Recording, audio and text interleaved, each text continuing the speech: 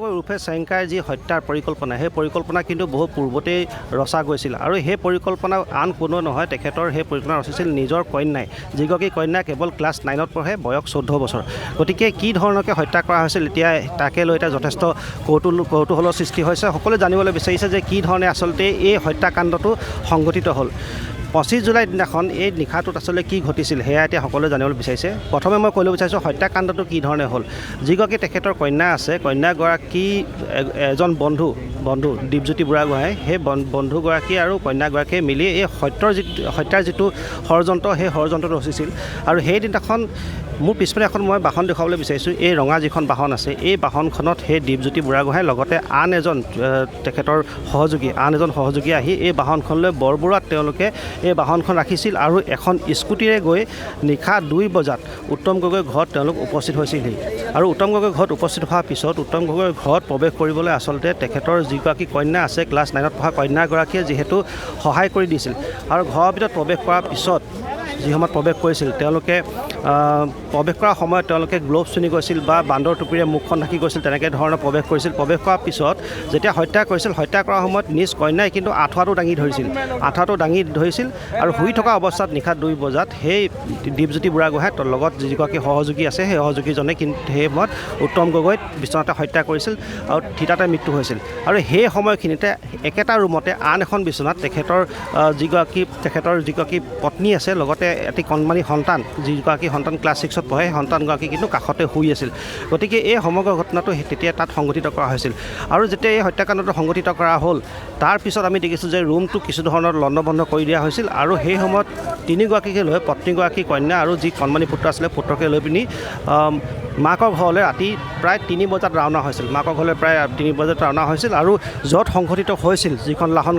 গাঁৱৰ পৰা মাতৃগাঁৱলৈ দূৰত্ব লাহোৱাল কাকতিগাঁৱত মাতৃগাঁও প্ৰায় 5 কিলোমিটাৰ হ'ব তাত গৈ তেওঁলোকক ৰাখিছিল আৰু সেইখিনি ঘটনাখিনি তেতিয়া সেই সময়ত তেনেকৈ সংঘটিত হৈছিল তাৰ পূৰ্বে আমি যদি চাওঁ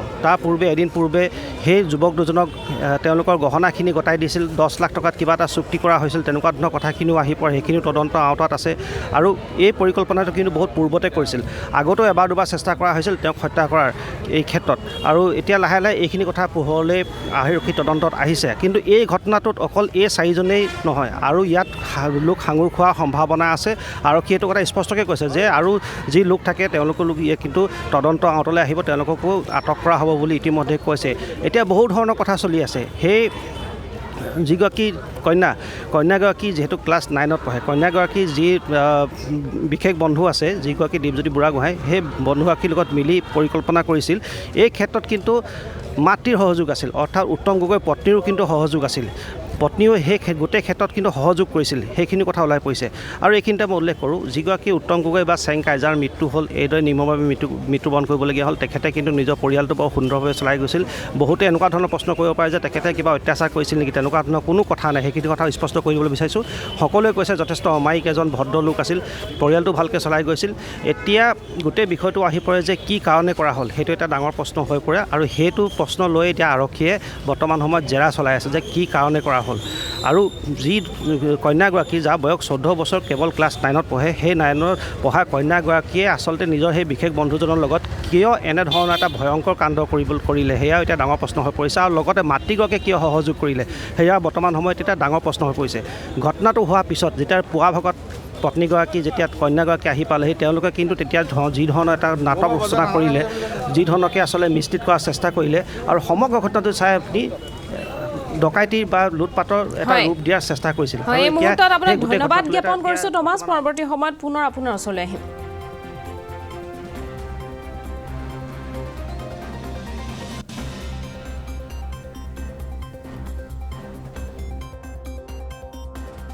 যোৱা 25 তাৰিখ আৰু 26 তাৰিখৰ ৰাতি বৰবৰুৱা থানাৰ অন্তৰ্গত লাহন গাঁৱত চেংকাই নামৰ মানুহ এজনৰ মাৰ্ডাৰৰ খবৰ পাইছিলোঁ আমি ঢুকুৱা বুলি খবৰ পাইছিলোঁ আমি অতি শীঘ্ৰে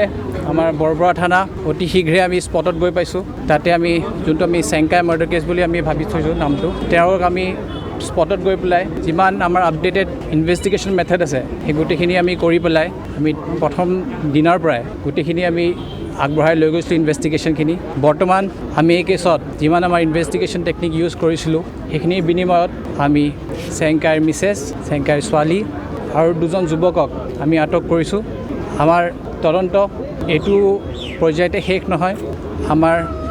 সন্দেহৰ আঁৰত আৰু কেইজনমান মানুহ আছে, আমি তেওঁলোককো সোধ-পোছ কৰিম আৰু তেওঁলোককো আমি নিশ্চয়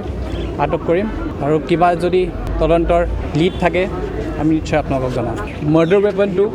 যোনকেইজন যুৱকক আটক কৰিছোঁ তেওঁলোকৰ পৰা আমি ইনফৰ্মেশ্যন পাইছোঁ। আমি মাৰ্ডাৰ ৱেপনটো ৰিকভাৰীত এতিয়া তৎপৰ আছোঁ আৰু আমি নিশ্চয় পৰা যুৱকৰ ষ্টেটমেণ্টত আৰু তেওঁলোকৰ লিডত আমি মাৰ্ডাৰ ৱেপনটো অতি শীঘ্ৰে, তেওঁলোকে এতিয়ালৈ আমাক ডাইৰেক্টলি কোৱা নাই, আমি সোধ-পোছ কৰি আছোঁ, কিন্তু আমি নিশ্চয় মাৰ্ডাৰ ৱেপনটো অতি শীঘ্ৰে আমি ৰিকভাৰ কৰিব পাৰিম। তেওঁলোকৰ পুনৰ যোগাযোগ পাইছিলোঁ আমি একদম প্ৰিলিমিনাৰী ইনভেষ্টিগেশ্যনৰ বেচিছত আমি এইটো ক'ব পাৰোঁ যোনজন যুৱক আমি আটক কৰিছোঁ 2জন, এজন যুৱক চেংকাইৰ জীয়েকৰ বন্ধু আছিলে। আমি তেওঁলোকে কোনটো পৰ্যায়ত প্লেনিং কৰিলে, কোনটো পৰ্যায়ত কেনেদৰে তেওঁলোকে ভাবিলে কিদৰে আমি বেয়া পদক্ষেপটোত তেওঁলোকে হাতত ল'ব সেইখিনি ডিটেইলছ আমি ইতিমধ্যে আমি কালেক্ট কৰি আছোঁ। আমি তেওঁলোকৰ সোধা পোছা কৰি আছোঁ, ইণ্টাৰগেশ্যন কৰি আছোঁ আৰু আমাৰ যিমান বৰ্তমান ষ্টেটমেণ্টৰ ইণ্টাৰগেশ্যন আমি গম পাইছোঁ এইটো এটা লং টাৰ্ম প্লেনিঙত চলিছিলে আৰু এইটো ছাকচেছ হোৱাৰ ইভেণ্টটোতহে আমি অফেন্সটো গম পাইছোঁ। এই অফেন্সটোত আগতেও ছাকচেছ হ'ব পাৰিলে হয়। ইনভেষ্টিগেশ্যন আমি গম পাইছোঁ তেওঁলোকৰ বহুত দিন পুৰণা প্লেনিং আছিলে, কিবা কাৰণত তেওঁলোকৰ সফলতা নোহোৱাৰ কাৰণে বেলেগ আগন্তুক সময়ত তেওঁলোক ছাকচেছ হ'ব পৰা নাছিলে। দুৰ্ভাগ্যক্ৰমে 25 আৰু 26 তাৰিখৰ ৰাতি তেওঁলোকে এই কামটো সফল হ'ব পাৰিলে। আমাৰ এতিয়া বৰ্তমান আটক কৰাৰ ভিতৰত 2জন মাইনৰ আছে। এতিয়া একমপ্লিছ কোন আছিল আৰু প্ৰাইম একিউজ কোন আছিল সেইটো আমি পৰৱৰ্তী তদন্ততহে গম পাম। নিশ্চয় আমি আপোনালোকক সকলোকে জনাম। ইতিমধ্যে মই এটা কথা ক'ব বিচাৰোঁ কি এই কেছটোত আমাৰ বৰবৰাবাসী ৰাইজৰ কমপ্লিট ছাপোৰ্ট আছিলে। তেওঁলোকে আহি পেলাই আমাক বহুখিনি কথা অভিযোগ কৰিছিলে আমাৰ তদন্তৰ প্ৰতি, কিন্তু তেওঁলোকৰ যোনটো আমাৰ বৰবৰা আৰক্ষীৰ ওপৰত আৰু সমূহ ডিব্ৰুগড় আৰক্ষীৰ ওপৰত আমাৰ মাননীয় SP ছাৰৰ নেতৃত্বতখিনি তেওঁলোকে বৰবৰাবাসী ৰাইজে আমাৰ ওপৰত আস্থা দিছিলে। সেই আস্থাটো আমি আমাৰ আৰক্ষী বিভাগৰ দায়িত্ব হিচাপে লৈ পেলাই আমি তেওঁলোকক আশা কৰিছোঁ কি তেওঁলোকে যোনটো ভয় ফিল কৰি আছিলে এনেকুৱা এটা আগতে নোহোৱা মাৰ্ডাৰ কেছ এটা বৰবৰা জেগাত আমি কেছটোত আগবাঢ়ি পেলাই 4জন একিউজক আটক কৰি আমি আশা কৰিছোঁ কি বৰবৰাবাসী ৰাইজৰ তেওঁলোকৰ মনত অলপ শান্তি দিছোঁ। আমি কিছুমান বস্তু ইমুভেবল প্ৰপাৰ্টি আমি ৰিকভাৰ কৰিছোঁ। সেই ইমুভেবল প্ৰপাৰ্টিখিনি কেনেকৈ ৰিলেটেড হয় ইনভেষ্টিগেশ্যনটোৰ লগত সেইখিনি আমি কিছুমান কথা এতিয়া তদন্তৰ মাজত আছে, কেছটো কমপ্লিট হোৱা নাই, কিছুমান কথা আমি এতিয়া ক'ব পৰা অৱস্থাত নাই। কিন্তু যিকোনো আমি যদি ফ্ৰেছ লিড যদি পাওঁ আমি নিশ্চয় সংবাদ মাধ্যমত আপোনাক সকলোকে জনাম।